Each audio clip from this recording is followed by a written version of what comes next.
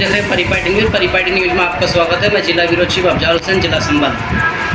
और आज हम पहुँचे थाना हजरत नगर गढ़ी, जो किसान यूनियन के जिला अध्यक्ष मोहम्मद नदीम खान संभल इनके आवास पर हैं।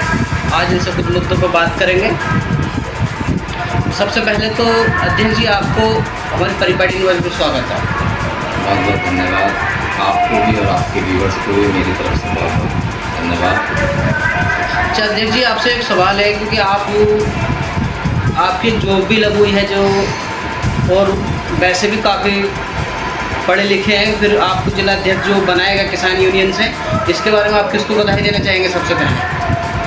देखिए, इसकी बधाई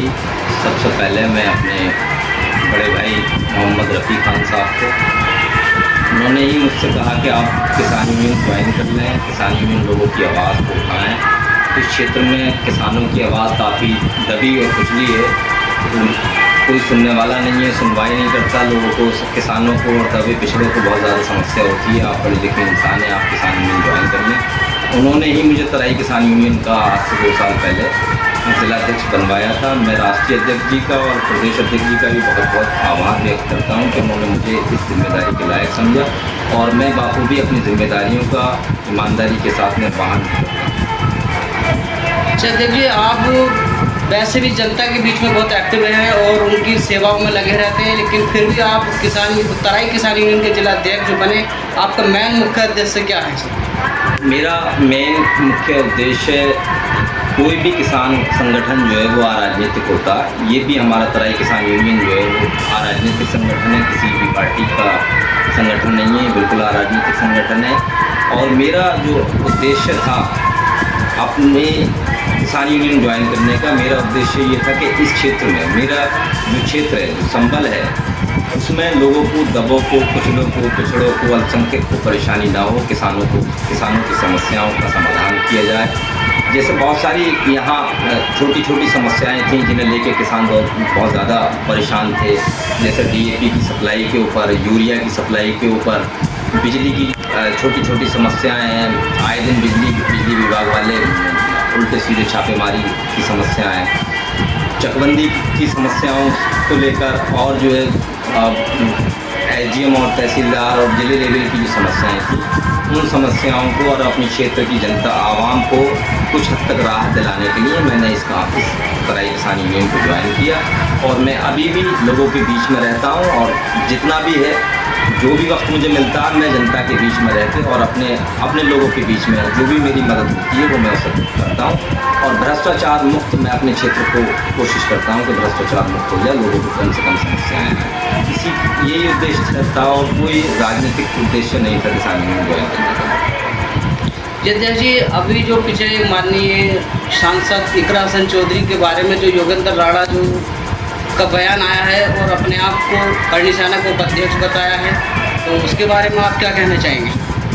देखिए, एक चुना हुआ जनप्रतिनिधि जो पब्लिक से चुन के आया है और जो हिंदुस्तान की सबसे बड़ी पंचायत का सदस्य भी है, मेंबर ऑफ पार्लियामेंट भी है, और ऊपर से वो एक फीमेल भी है, महिला भी है। और ये दुर्भाग्यपूर्ण है कि इस तरीके के वक्तव्य किसी एक चुने हुए जनप्रतिनिधि, एक पंचायत में, जो हिंदुस्तान की सबसे बड़ी पंचायत में बैठा हुआ जनप्रतिनिधि है, उसके बारे में इस तरीके के उल्टे सीधे बयानात दिए जाते हैं। मैं तो सरकार से और यही मांग करूँगा कि उस पर आज मैंने देखा है FIR तो हुई है कटघर थाने में, मगर मैं तो यही मांग करूँगा कि जल्द से जल्द उस पर उसकी गिरफ्तारी हो और संगीन धाराओं में उसका चालान हो के उस पर मुकदमा चलाया जाए। और आगे को कोई इस तरीके की BJP सरकार बात करती है सबका साथ सबका विकास और महिला सम्मान की बात करती है, तो अभी तक ये 2-3 दिन पहले से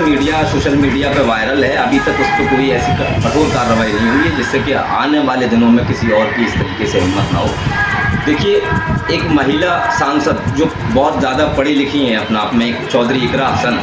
और पुराना राजनीतिक परिवार है पार्टी की, मैं किसी पार्टिकुलर पार्टी की बात नहीं कर रहा हूँ कि वो समाजवादी से सांसद हैं या BJP से, कोई भी महिला सांसद हो, चाहे वो BJP की हो, समाजवादी की हो, कांग्रेस की हो, उसका सम्मान होना चाहिए। जबकि BJP का नारा भी है, नारी सम्मान का नारा है उनका, नारियों को इंसाफ दिलाने का वादा किया बीजेपी ने, तो ऐसे जो तरुणी सेना का जो भी उपाध्यक्ष है या जो भी है,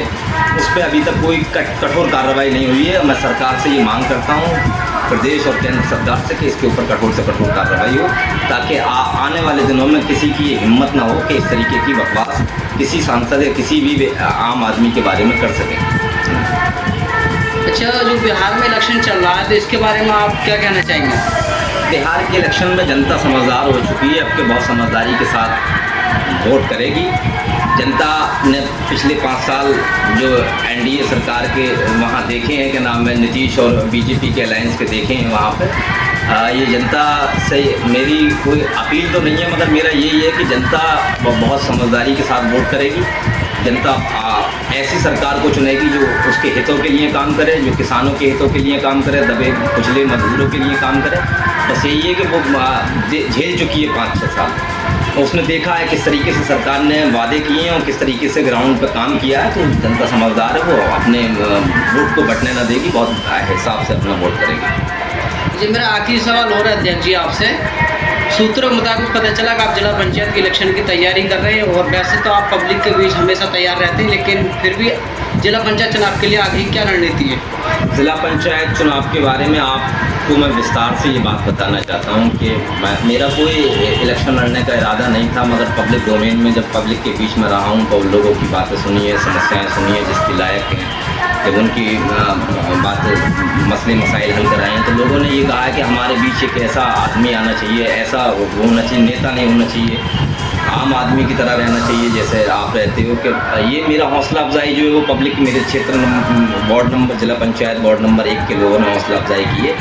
और इंशाल्लाह आने वाले वक्त में अगर पब्लिक ने कहा, लोगों ने कहा, जिला पंचायत के वार्ड नंबर 1 के लोगों ने अगर मुझसे कहा, तो मैं बेशक चुनाव लड़ूँगा और पूरी सच्चाई और ईमानदारी और पब्लिक के सहारे से, अपने क्षेत्र के जिम्मेदार लोग हैं और जो मेरे जिन लोगों के मसले मसाइल रात दिन रहते हैं और जो समस्याएं हैं, उन लोगों ने मुझसे यही कहा है कि जिला पंचायत जीत के लोग 5-5 साल नहीं आते हैं लौट के, जब चुनाव आता है तो आ जाते हैं, मगर आप एक ऐसे आदमी हो कि हमेशा लोगों के बीच रहते हो, चाहे रात हो या दिन हो, जो भी जिसकी लायक हैं आप रहते हो। तो हमें एक ऐसा ही आदमी अपने क्षेत्र में चाहिए जो पब्लिक के बीच में रहे। अगर लोगों ने मुझे सहारा दिया, लोगों ने मुझे, मैं चुनाव से पहले एक आम सर्वे की तरह मैं रखूँगा लोगों के बीच में अपनी बात, कि अगर उन्होंने मेरी हौसला अफजाई की, मुझसे कहा चुनाव लड़ने के लिए, तो इसमें कोई दो राय नहीं है, इसमें कोई शक तो सुबह नहीं है कि मैं चुनाव लड़ूँगा और पूरी ताकत के साथ चुनाव मैदान में रहूँगा। हमसे जुड़े रहने के लिए हमारे चैनल को सब्सक्राइब करना ना भूलें